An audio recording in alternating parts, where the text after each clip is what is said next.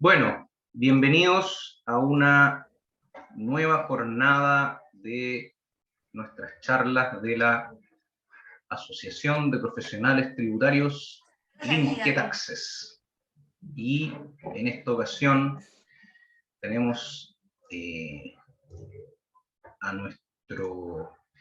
uno de nuestros socios directores, el señor Víctor Muñoz, al cual yo le digo el sensei, con mucho respeto y amistad, porque me ha enseñado muchísimas cosas, es un almanaque de sabiduría tributaria, y justamente nos va hoy día a presentar sobre la ley que elimina las exenciones tributarias 2022 para financiar la pensión garantizada universal, que es lo que hemos estado viendo en nuestras últimas charlas.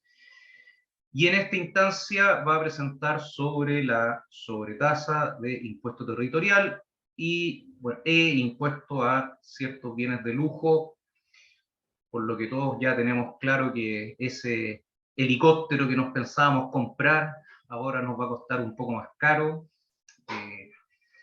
Así que eso, bienvenido Víctor, muchas gracias por tu asistencia y aquí la cámara, la presentación es toda tuya.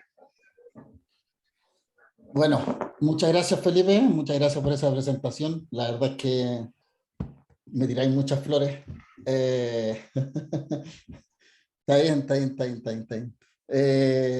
Bueno, yo creo que hoy día la verdad es que hoy día no podemos hablar de expertos tributarios, no podemos. Es muy difícil hablar de expertos tributarios hoy día, si bien es cierto, muchos conocemos la dinámica de la normativa tributaria, conocemos cómo funciona todo esto, básicamente los principios que están detrás. Hoy día todo se traduce en los principios que hay detrás de nuestra tributación. Esto es un poco una introducción, Felipe, chiquillos, para que les sirva como herramienta de estudio, porque estamos frente a una serie de cambios. O sea, de hecho, es más, tenemos un universo de contadores generales, contadores auditores, que llevaban muchos años trabajando con lo que conocíamos como el FUT, ¿cierto? Y cuando vino la reforma del año 2014, eh, todo cambió, nos cambiaron los regímenes tributarios, nos dejaron dos regímenes conviviendo entre sí, nos pasaron de una integración total a una integración circunstanciada, que decía yo, porque teníamos un régimen que tenía integración total, teníamos otro régimen que tenía integración parcial. Por otro lado, pasamos de un régimen que veníamos, que era de tributación en base a retiro efectivo, pasamos a tener dos regímenes nuevamente circunstanciados, donde en uno teníamos una tributación en base a retiraras o no, se entendía retirado igual, y ibas a tributar bajo a los impuestos finales, daba exactamente lo mismo, si te habías llevado la plata o no. Luego tenemos esta ley que estamos comentando en un ciclo de charlas, que es una ley que elimina exenciones tributarias, y básicamente todo esto vino promovido por diversos factores. Un factor importante fue el estallido social, ¿cierto? Donde nos vimos inmersos en una serie, o sea, básicamente nosotros no nos vimos inmersos, nosotros nos vimos implicados, básicamente, pero el gobierno o el Estado en sí se vio en la obligación de cumplir una serie de demandas, una serie de demandas sociales que implicaban un aumento de los recursos. Entonces, en ese sentido, ¿qué es lo que hace el legislador? Empieza a decir, pucha, veamos de dónde vamos a sacar los recursos, veamos qué es lo que podemos eliminar, veamos qué es lo que podemos agregar, veamos qué es lo que podemos cambiar, y empiezan a jugar con la normativa tributaria, ¿cierto? Hemos tenido distintas reformas, hemos tenido cambios de régimen, hoy día tenemos regímenes tributarios que estableció la ley 21.210, que son una especie de mix de lo que había antes, mezclado con lo que había antes del antes, ¿cierto? Pero yo lo que he hecho de menos, y yo creo que a lo mejor algunos de los oyentes de aquí me van a encontrar la razón, en que lo que he hecho de menos básicamente es que alguien se ponga creativo, y lo digo con mucha honestidad, a pesar de que implique una reforma tributaria estructural, pero hace falta que alguien se ponga lo suficientemente creativo de tal manera que innove. Hoy día estamos en un, en un escenario social, en un escenario, no quiero hablar de social ni político, pero estamos en una época en que la innovación es algo que es bastante aceptado y es algo bastante aplaudido en la medida que alguien se atreva a proponer cosas nuevas, ¿ya? Hoy día nos basamos mucho en estudios de tributación, en experiencia en otros países, en, aquí los abogados me van a entender, digamos, en que nos basamos mucho en experiencias comparadas, ¿cierto? Entonces, básicamente lo que estamos haciendo es imitando modelos para efectos de poder, entiendo yo, que básicamente esa es lo que piensan los intelectuales que están detrás de la reforma. Básicamente lo que quieren, no quieren innovar en la medida que lo que necesitan son recursos, y lo más fácil es traer de otros países experiencias que han sucedido y que han tenido buenos resultados. ¿Por qué? Porque te puedes esperar que los resultados sean relativamente similares, mejores o peores, pero relativamente similares a lo que sucedió en otros países. Entonces, en ese sentido, estamos como recogiendo experiencias de distintos países, todas esas experiencias se traducen en una reforma tributaria que al final del día, ¿qué es lo que sucede?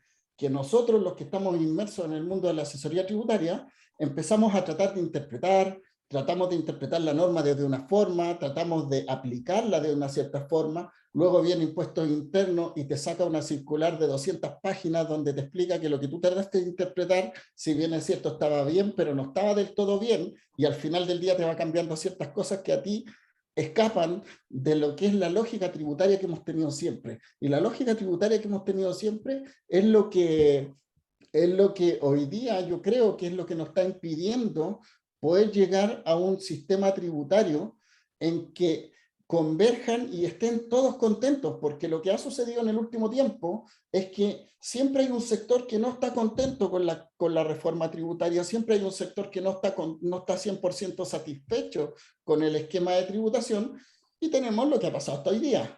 Hay un gobierno, reforma tributaria, viene otro gobierno, reforma tributaria, asume otro gobierno, reforma tributaria de nuevo, ¿cierto? Entonces, ¿qué es lo que provoca eso? Y voy a ser reiterativo, y esto para allá, esto ustedes lo saben, ¿cierto? Esto que provoca incerteza, incerteza. Entonces, cuando a mí me contrata o me habla un inversionista extranjero y me dice, Víctor, me quiero establecer en Chile porque me voy a ganar un proyecto de lo que sea, y necesito proyectar mis impuestos de aquí, y el proyecto supongamos que tiene 15 años, y dicen, necesito proyectar mis impuestos de aquí 15 años. Puta, el primer asterisco que yo pongo en mi proyección de impuestos es, puta, asterisco, la presente proyección se basa en la situación tributaria actual de Chile, sin perjuicio de que se están discutiendo reformas tributarias, se está discutiendo una reforma constitucional, por lo tanto yo no le puedo asegurar que esta misma situación tributaria va a permanecer en el tiempo de aquí a 15 años. Y eso es un problema para la persona que quiere invertir en Chile. ¿Te fijáis? Entonces, hoy día estamos en un escenario, desde el punto de vista mío, si me preguntáis desde el punto de vista de los asesores, desde el punto de vista de los asesores, para mí, muchos me lo han comentado, creo que tú mismo, Felipe, también me lo comentaste. ¿Qué pensáis de esto? Pucha, yo pienso que vamos a tener más pega, ¿cachai? Como asesores tributarios vamos a tener más trabajo. Pero desde el punto de vista de la certeza, yo creo que esto no le hace bien al país. O sea, yo creo que deberíamos llegar a un sistema tributario que dejara satisfecho a todos lados, ¿cierto? Que pudiéramos estar todos contentos. Difícil o no que sea el nuevo sistema, pero que por lo menos estén todos de acuerdo y que nos haga pensar de que un siguiente gobierno no va a entrar a cambiar las normas tributarias de nuevo. Hoy día escuchamos a Marcel, ¿cierto? Donde dice, vamos a desintegrar totalmente el sistema. Yo creo que no es tan fácil de llegar a desintegrar, si bien es cierto, es posible, pero hay que revisar tasas, hay que revisar base imponible, hay que revisar los distintos impuestos que le han estado poniendo a las cosas, porque son impuestos ni siquiera son impuestos, primero no son opcionales, segundo, son impuestos alternativos y son impuestos que muchas veces podrían gravar 2 veces las mismas situaciones, las mismas rentas, los mismos activos, y ante eso yo creo que tenemos que tener bastante ojo porque la carga tributaria va aumentando de una manera poco controlable en la medida de que van siendo atacadas de distintos puntos. Dicha esta introducción, ya que me diste la opinión, Felipe, muchas gracias. Bueno, hoy estamos dentro de un ciclo de charlas a propósito de esta ley, la 21.420, que eliminó ciertas exenciones tributarias. Esta ley 21.420 es una ley que nace, ¿cierto?, a fines del año pasado, cuando el gobierno implementa lo que se llamó la pensión garantizada universal, ¿cierto?, donde el Estado garantiza una pensión mínima a las personas que están actualmente o que estaban hasta febrero, hasta enero, por así llamarlo, del año 2022 con ciertos montos de pensiones. Y a todos los niveló, o sea, no nos niveló, sino que los de abajo los subió a la pensión garantizada mínima, ¿cierto? Y los de arriba, ¿cierto?, los fue mejorando en algunos aspectos. Por lo tanto, cuando el gobierno ingresa a este proyecto de pensión garantizada universal, una de las primeras indicaciones, recordemos que las indicaciones a los proyectos son aquellos complementos de ley que ingresa el Ejecutivo a la discusión de una ley para efecto de que ésta pueda ser aprobada en la discusión parlamentaria, ¿ya? Entonces, una de las primeras indicaciones que ingresa es esta ley, ¿cierto?, que elimina exenciones tributarias, donde, ¿por qué ingresa esta indicación? Porque el Parlamento le dijo, ok, perfecto, tú quieres entregar una pensión garantizada universal, pero dime como gobierno, como Estado, ¿cómo la vas a financiar? Y en ese sentido nace, y el gobierno dice, bueno, voy a eliminar una serie de franquicias. Y esto pasa a discusiones, al principio se metieron unas exenciones, pasaron a discusión, le aceptaron unas, le rechazaron otras, y así con distintos cambios terminamos que el 4 de febrero de este año, ¿cierto?, finalmente se publica la ley 21.420, ¿cierto?, que es finalmente la ley que aprobó, la ley que aprobaron el Parlamento, ¿cierto?, que eliminó una serie de franquicias tributarias. No las voy a mencionar todas porque ya las han ido conociendo, ya hay varios artículos sobre el tema, es muy fácil leer, ¿cierto? Y lo que decidimos como Linked Access es que fuéramos viendo los distintos tópicos en algunas charlas particulares, no muy largas, ¿cierto?, pero que explicaran someramente cómo iban a afectar cada una de las exenciones. Hoy me toca a mí hablar de 2 modificaciones. Una de ellas es el aumento de la sobretasa de impuesto territorial. La verdad es que no es un aumento, no es como un aumento de la sobretasa, no se modificó prácticamente nada, lo único que se modificó es el último tramo, como lo vamos a ver, ¿ya? Y la creación, sí, esto es nuevo, la creación del impuesto que se denominó a ciertos bienes de lujo, ¿ya?, que lo vamos a ver en particular. Y eso sí ya es un impuesto nuevo. Entonces veamos, el impuesto territorial. ¿Qué es el impuesto territorial? Primero, es un impuesto que es de recaudación municipal. O sea, ya tenemos que el impuesto territorial como tal, no estoy hablando de la sobretasa, estoy hablando del impuesto territorial, ¿cierto? Es un impuesto que es de recaudación municipal. Por lo tanto, derechamente nos vamos a que este impuesto no va a llegar a arcas fiscales o no va a formar parte del presupuesto de la nación, dado que corresponde única y exclusivamente a su administración y recaudación a las municipalidades. ¿Sobre qué aplica el impuesto territorial? Sobre la ocupación de bienes inmuebles, ¿cierto? Sobre el valor tasado del bien. Recordemos que este valor tasado esto es súper importante porque la tasación de esto le recae al Servicio de Impuestos Internos. Si bien es cierto, no lo controla, no lo administra, no lo recauda, ¿ya? Pero sí determina la base imponible de este impuesto territorial. Las tasas van desde un 0,2 a un 0,7%, dependiendo de la ubicación, el tipo de propiedad, dependiendo del tipo de construcción, las características del inmueble y dependiendo también de la comuna en la cual se encuentra ubicado. Así es como se compone hoy día lo que se llama el impuesto territorial. ¿Ya? Entonces, dicho esto,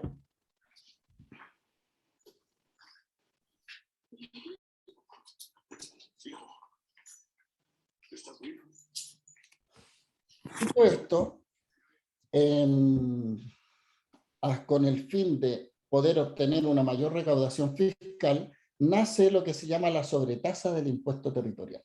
La sobretasa del impuesto territorial es un, si me atrevo a decirlo, es un impuesto, ¿ya? Que se aplica como sobretasa, ¿ya?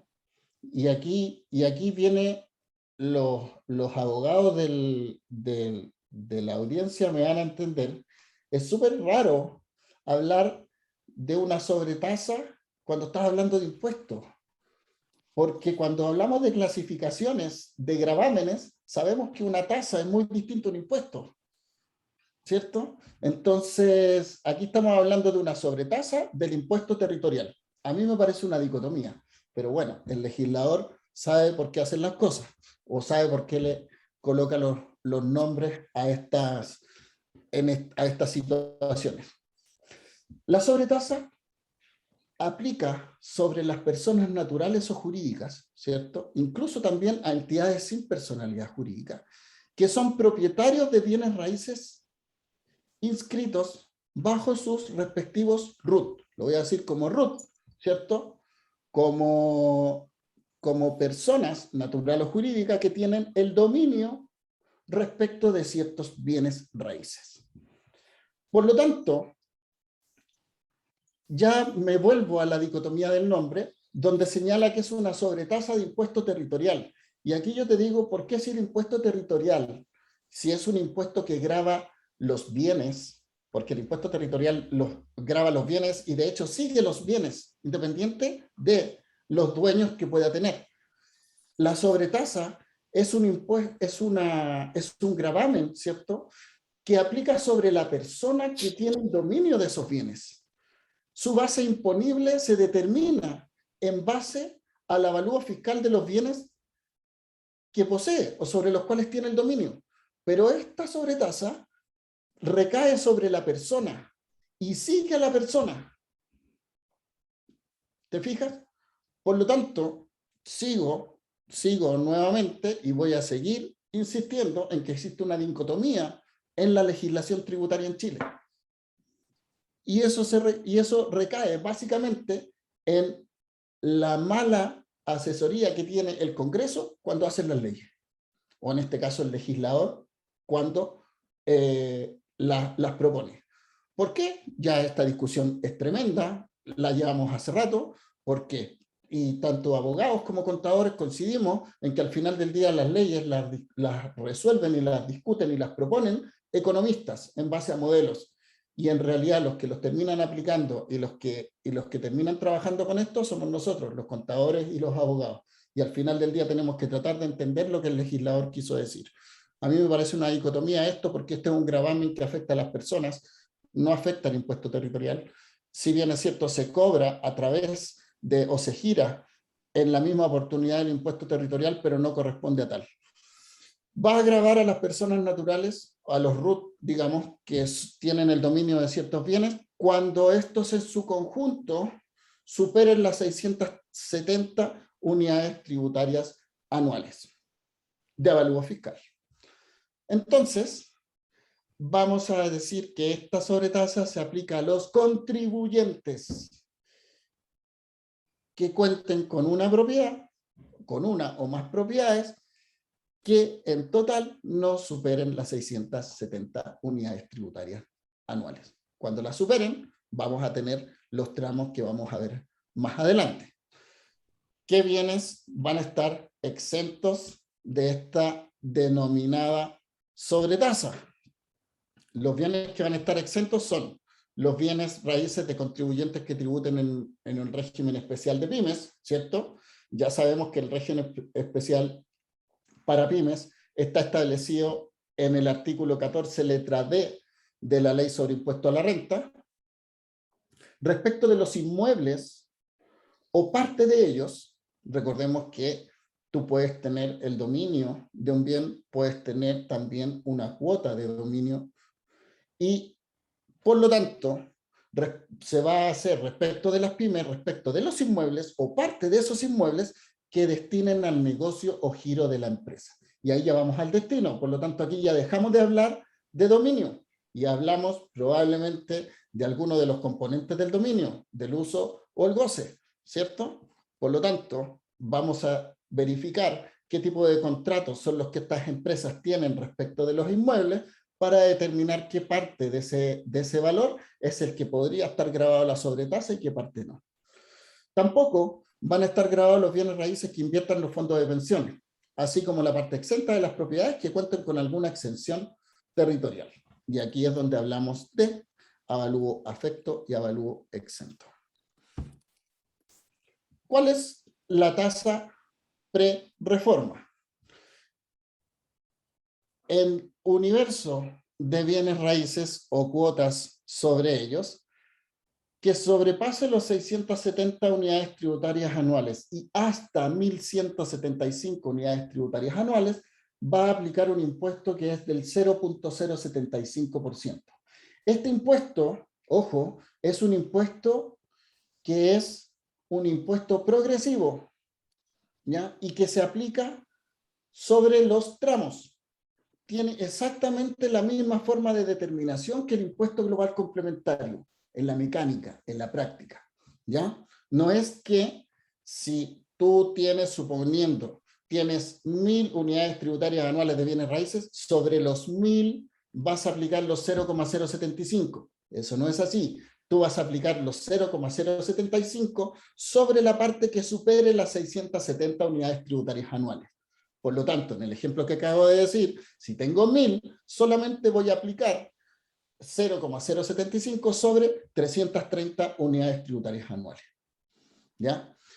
Luego tengo el otro tramo entre las 1.175 y las 1.510, donde es un 0,15%. Y aquí vuelvo al ejemplo, y supongamos que tengo 1.500 unidades tributarias anuales en avalúo. ¿Qué es lo que voy a hacer? Voy a tomar los primeros... Espera, denme un segundo que se me está acabando la batería.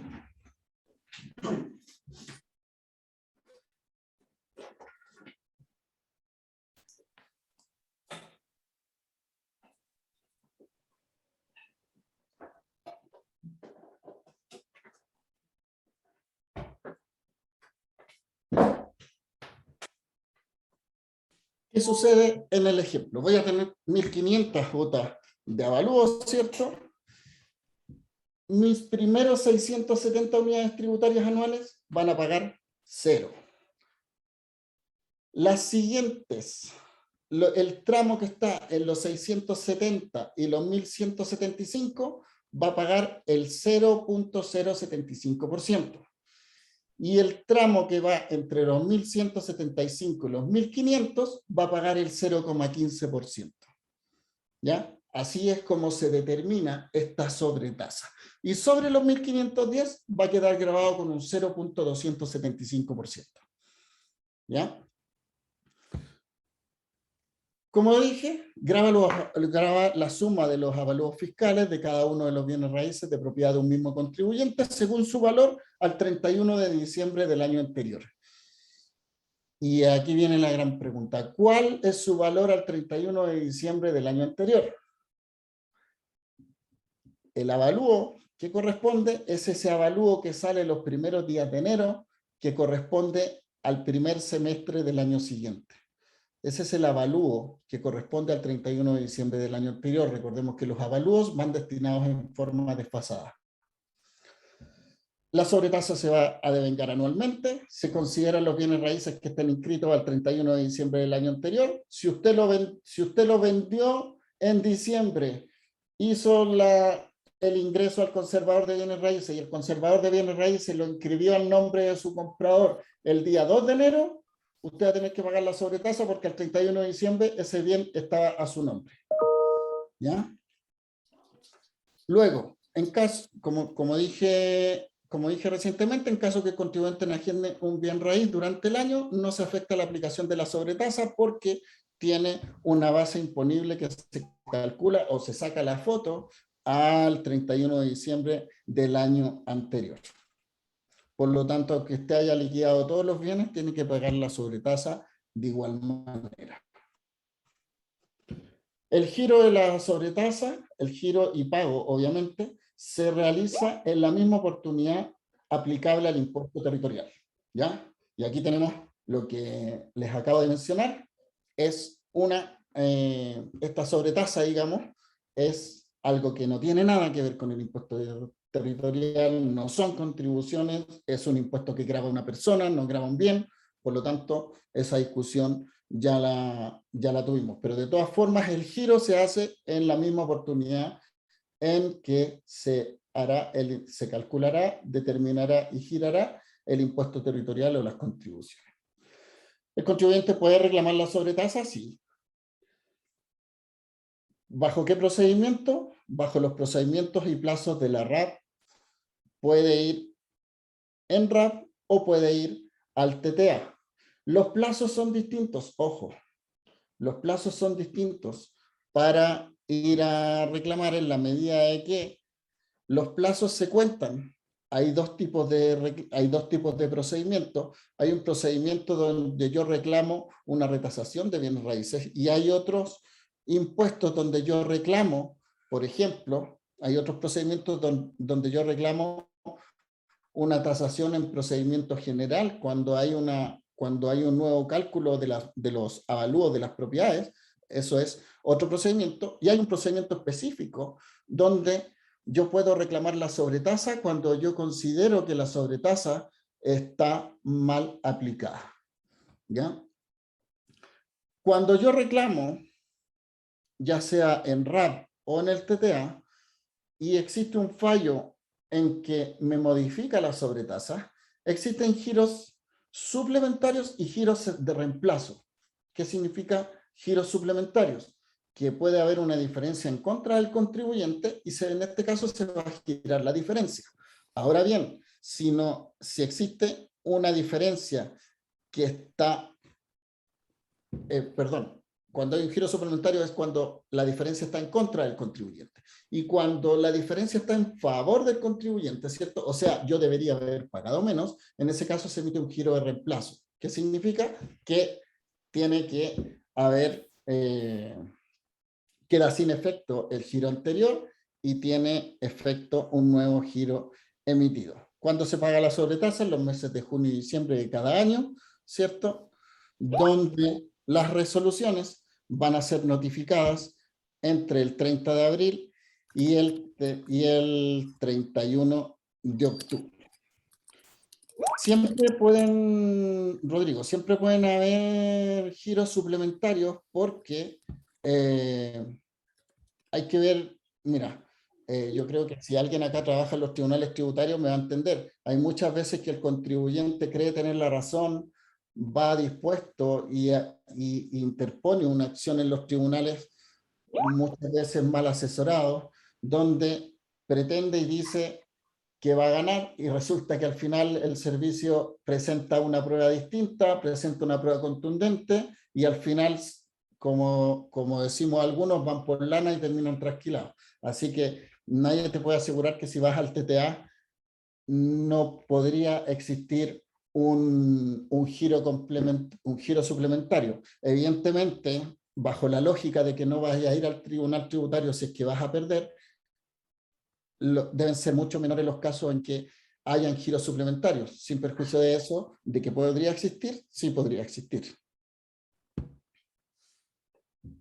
El efecto de la reforma, como dije, solamente modificó el último tramo la tasa, pasando de un 0.275% a un 0.425%. Esa es la modificación respecto de la sobretasa. No hubo modificaciones respecto a su base imponible, no hubo modificaciones respecto a su forma de aplicación, no hubo modificaciones respecto de los plazos de reclamo, no hubo modificaciones respecto de los procedimientos atingentes, no hubo ninguna modificación adicional respecto de la sobretasa. Por lo tanto, el resto sigue plenamente vigente. Lo único que cambia es el tramo del último, digamos, la tasa del último tramo. No olvidemos, lo quise colocar acá porque esto fue incorporado ya años anteriores, ya tiene harta aplicación este beneficio, y no olvidemos que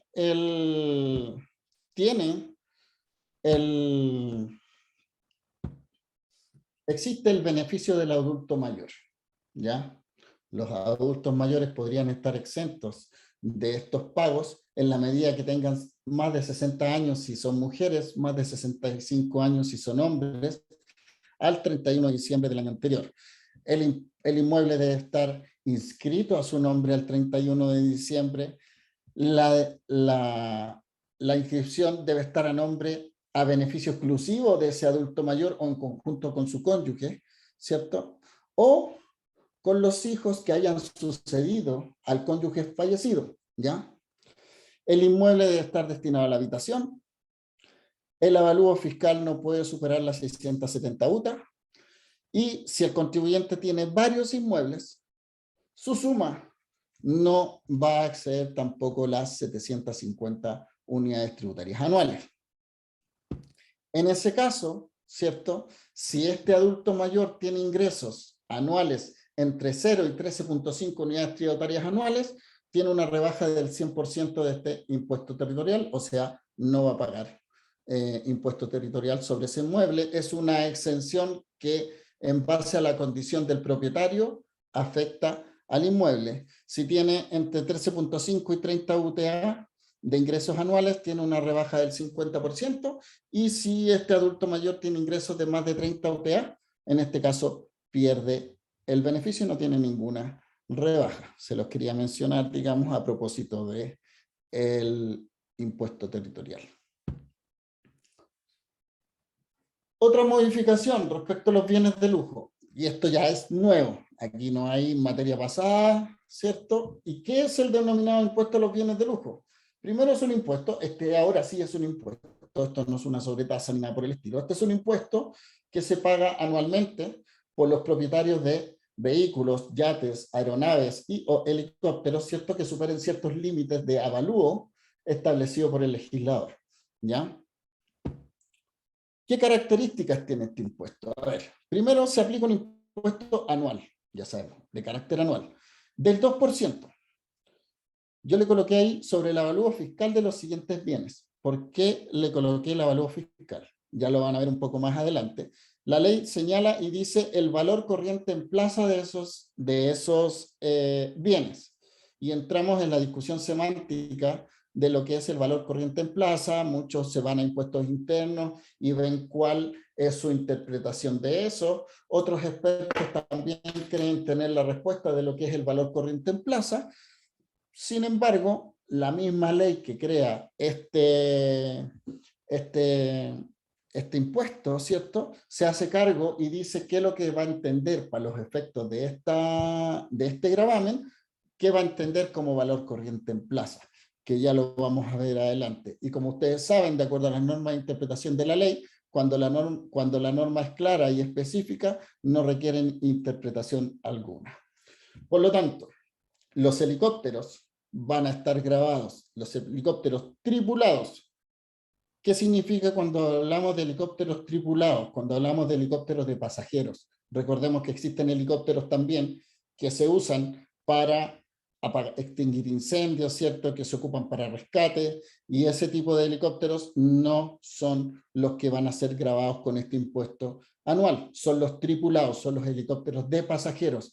cuyo peso supere los 160 kilos y cuyo valor corriente en plaza exceda las 122 unidades tributarias anuales al 31 de diciembre del año anterior.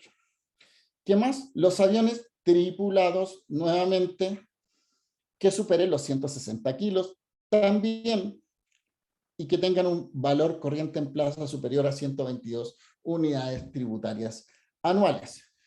Los yates, ¿cierto?, cuyo valor corriente en plaza supere las 122 unidades tributarias anuales a 31 de diciembre, con la excepción de ¿cuáles? Aquellos cuyo principal medio de propulsión sea la vela, y estos sean utilizados por deportistas en sus actividades deportivas. ¿Ya? Solamente esos yates, veleros, ¿cierto?, van a estar exentos. El resto va a estar todo afecto en la medida que su valor corriente en plaza supere las 122 unidades tributarias anuales. Los automóviles, station wagon y vehículos similares, entramos a la misma definición del artículo 31, ¿cierto?, cuyo valor corriente en plaza al 31 de diciembre supere las 62 unidades tributarias anuales. Y en ese caso, ¿cierto?, cada uno va a estar gravado con el 2%. Este no es un impuesto que grava tramos. Por lo tanto, si usted tiene un helicóptero que está tasado en 123 unidades tributarias anuales, siendo exagerado, las 123 unidades tributarias anuales se van a gravar con el 2%. No existe un gravamen por tramo, ¿ya? Es una tasa fija. La misma ley, como lo señalaba recientemente, señala y dice que el valor corriente en plaza que se usará para los efectos de aplicación de este nuevo impuesto corresponderá al valor que le asigne el Servicio de Impuestos Internos de acuerdo a la tasación anual que ya realiza en la actualidad. Por lo tanto, ¿cómo conocemos ese valor? Ese valor es el que usamos para pagar el permiso de circulación o patente de estos distintos vehículos, ¿cierto? Por lo tanto, es lo que conocemos como la tasación fiscal o el avalúo fiscal. La misma ley se hace cargo de qué es lo que se va a entender como valor corriente en plaza para los efectos de la aplicación de esta ley. Los bienes deben estar ubicados dentro del territorio nacional, ¿cierto? Deben ser de propiedad de un contribuyente, persona natural o jurídica, al 31 de diciembre de cada año. Esa es la base imponible, valor corriente en plaza.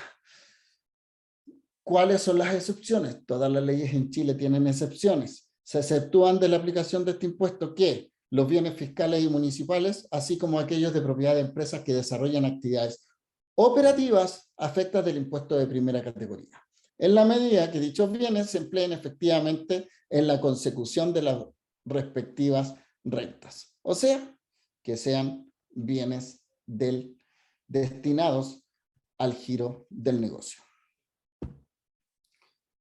¿En qué momento se devenga este impuesto? El impuesto se va a devengar anualmente, al 1 de enero, considerando los bienes de propiedad del contribuyente al 31 de diciembre del año anterior.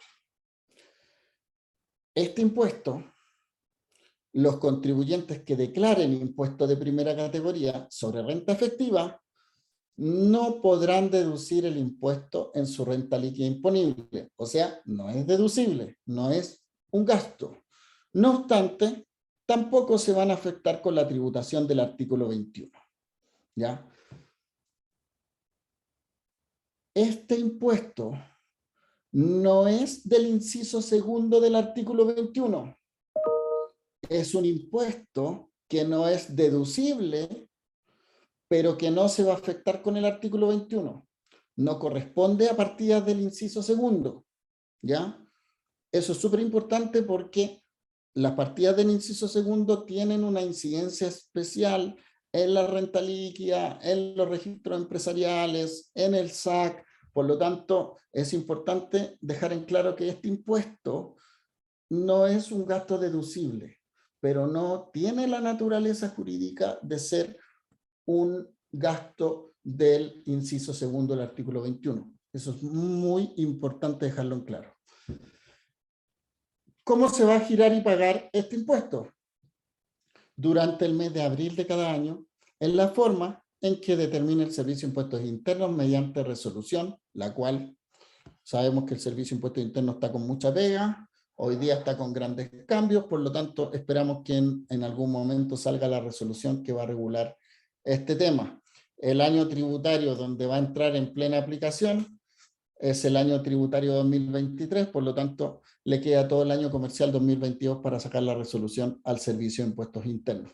Pero ya el 1 de enero del 2023 ya tiene que determinar la base y durante el mes de abril del año 2023 va a tener que especificar el pago del mismo. Ojo por la naturaleza de este impuesto. Este impuesto es un impuesto de carácter anual, no es un impuesto a la renta. ¿Ya? Esta ley no definió que este impuesto se va a declarar en la oportunidad de la declaración anual de impuesto a la renta tampoco. Por lo tanto, el Servicio de Impuestos Internos no debería incorporar este impuesto en el formulario 22. ¿Por qué? Porque este impuesto tampoco tiene otras rebajas deducibles como los PPM y otros créditos que se encuentran en el formulario 22. Por lo tanto, el Servicio de Impuestos Internos debería girar este impuesto durante el mes de abril o durante enero, con vencimiento abril, ¿cierto? Respecto de los contribuyentes, pero no debería incorporarlo en el formulario 22, ¿ya? Básicamente por el tratamiento del gravamen. Reglamento. Va a haber un reglamento que se apruebe por decreto supremo del Ministerio de Hacienda, ¿cierto? En que se establecerá la forma en que se verifique la afectación de los bienes con el impuesto de esta nueva ley.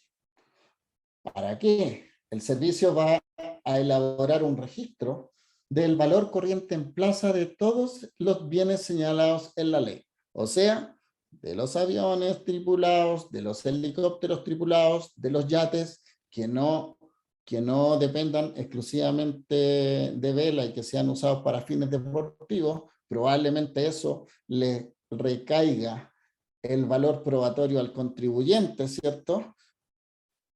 Según la información que él va a obtener.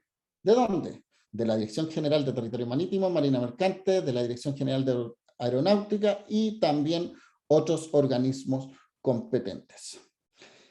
Este registro, elaborado por el Servicio de Impuestos Internos, va a actualizarse anualmente dentro del mes de diciembre de cada año y deberá ser publicado en el diario oficial. Ese es el medio de publicidad del valor corriente en plaza de los distintos bienes. Bueno, Felipe, he llegado al final de la charla, espero que les haya gustado. No sé si hay alguien que quiera hacer alguna consulta, algo que quieran que explique de nuevo, que no les haya quedado claro.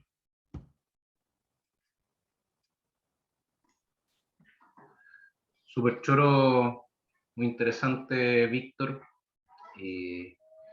Bueno, para variar, nuestras charlas de impuestos de los últimos años se siguen basando en cómo nos siguen subiendo los impuestos. Y cómo las reformas tributarias siguen, tal cual como dijiste al principio de tu presentación, una tras otra, una tras otra, una tras otra, se pusieron de moda. Yo siempre digo lo mismo, he hecho tanto de menos que se hiciera una reforma de crecimiento. ¿Cómo vamos a hacer que el país vuelva a crecer nuevamente al 5 o 6%? Pero eso al parecer, como se dice, ese barco ya zarpó y nunca más volverá. Entonces, bueno, sigamos haciendo más y más impuestos, que para los que trabajamos en el área es relativamente entretenido, porque no significa más trabajo. Siempre hay que verle el lado positivo a las cosas. Como te digo, muy interesante. Ciertamente, es bueno en el impuesto territorial, es interesante saber que es con sobretasa, o sea, la sobretasa es al margen y no por el total. En el impuesto al lujo, la verdad que a los humanos normales, a lo sumo, nos va a tocar en los vehículos, a lo sumo, porque igual no dejan de ser vehículos bien caros, aunque con lo caro que se han puesto los autos, la verdad que no va a pasar mucho que el auto más barato para hacer Uber cueste las 62 UTA, con todo lo que han subido. En el resto de las cosas, la verdad que son impuestos que la verdad que para los que compran ese tipo de bienes que les suban un poquito más no les cambian nada. Lo van a comprar igual. El que se quiere comprar un helicóptero porque le suban el 2%, se lo va a comprar probablemente igual. Bueno, vamos con las preguntas. Veamos aquí si en el chat. Aquí Luis Marín tiene la mano levantada. Luis, Sí, cuéntanos. un gran aporte. Para mi amigo Víctor, aquí una cosa práctica. No sé si te ha tocado que te han llegado cobranzas del impuesto o sobretasa territorial, el impuesto al lujo a los bienes raíces.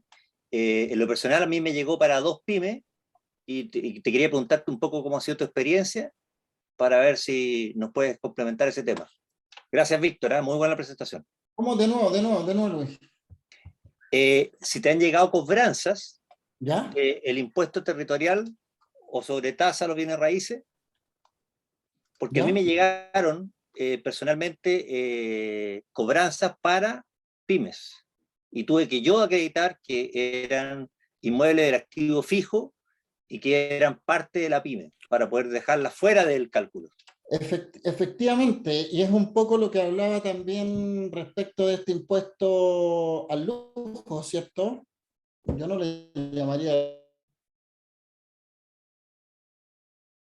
lujo, pero porque también señala y hace excepciones y dice, mira, mientras el barco o el yate tenga propulsión principalmente a vela y esté utilizada para fines deportivos, porque yo puedo tener un velero, pero lo ocupo como hobby, y en ese caso voy a estar grabado. Como no existe un registro de esto, quizás a lo mejor yo sé que tú tienes que tener ciertos permisos especiales para poder operar este tipo de cosas. No sé si dentro de ellos estará la distinción en si son deportivos o no.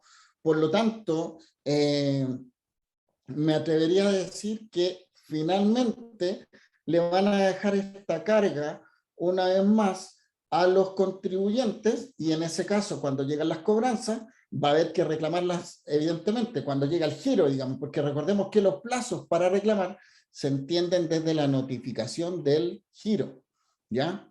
Por lo tanto, es súper importante que en estas sensibilidades recaiga el peso sobre el contribuyente, ¿ya? ¿Por qué? Porque el Servicio de Impuesto Interno no tiene cómo saberlo. Tú puedes tener el bien raíz, lo puedes tener inscrito a nombre de la pyme, pero mientras tú no pruebes que ese bien forma parte del giro de la empresa, porque es una cosa muy distinta, es que el bien inmueble esté inscrito a nombre de la sociedad, y es otra cosa que ese inmueble sea utilizado para el giro de la empresa. Recordemos que por algo existe el gasto rechazado, por algo existe el artículo 31, el artículo 21, que ya es muy viejo. Por lo tanto, ya sabemos de sobremanera de que existen bienes que están a nombre de la empresa y que no necesariamente los usan las mismas empresas para su giro. Por lo tanto, sí, efectivamente me ha tocado, Luis, pero tú lo pruebas y lo pruebas fácil, lo presentas en el tribunal y pasa, generalmente lo presentas en RAD y se resuelve. ¿Ya? Porque es algo, como te dije, no es algo que el servicio arbitrariamente te quiera ir a cobrar, sino que simplemente el servicio no tiene cómo saber que es un inmueble de tu giro.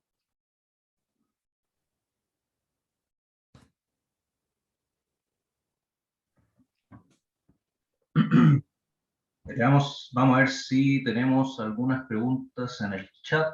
Vamos a ver.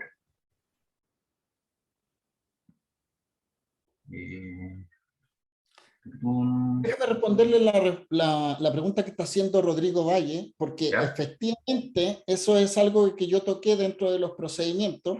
¿Por qué? Porque existe un procedimiento que se llama, Rodrigo, que se llama procedimiento de reavalúo de las propiedades. Todos los años el Servicio de Impuestos Internos publica un reavalúo de propiedades, ¿ya? Y este reavalúo se hace por disposición satelital, ¿cierto?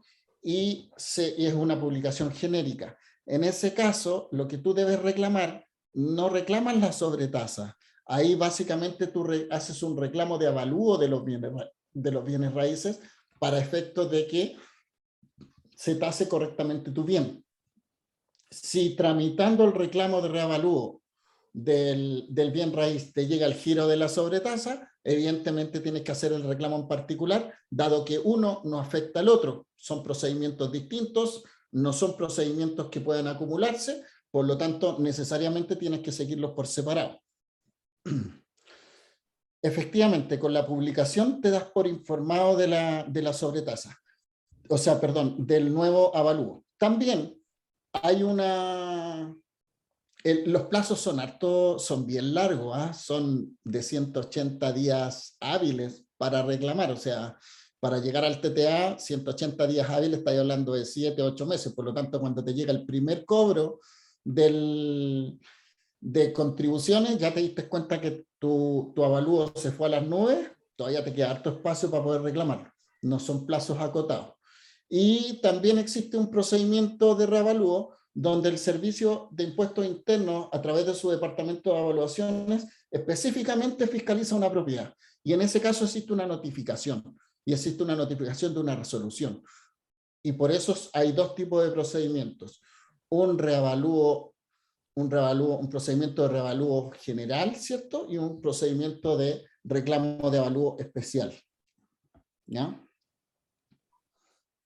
Quería responder esa pregunta de Rodrigo porque es bien importante. Como lo acabo de decir, y partí diciéndolo, que existía la dicotomía entre lo que era la sobretasa y el impuesto, ¿cierto? La sobretasa es un gravamen, es un impuesto que afecta al dueño, que tiene como devengo y pago la misma oportunidad de las contribuciones, pero no es un impuesto que tenga la naturaleza de contribución. ¿Ya? Por lo tanto, siempre miremoslo como algo separado. No creamos que reclamando una cosa vamos a reclamar automáticamente la otra. Si tú reclamas el avalúo y dentro de eso te cobraron la sobretasa y no reclamaste la sobretasa y después ganaste el reavalúo y se te pasó el plazo para reclamar la sobretasa no te la van a bajar, porque son procedimientos distintos.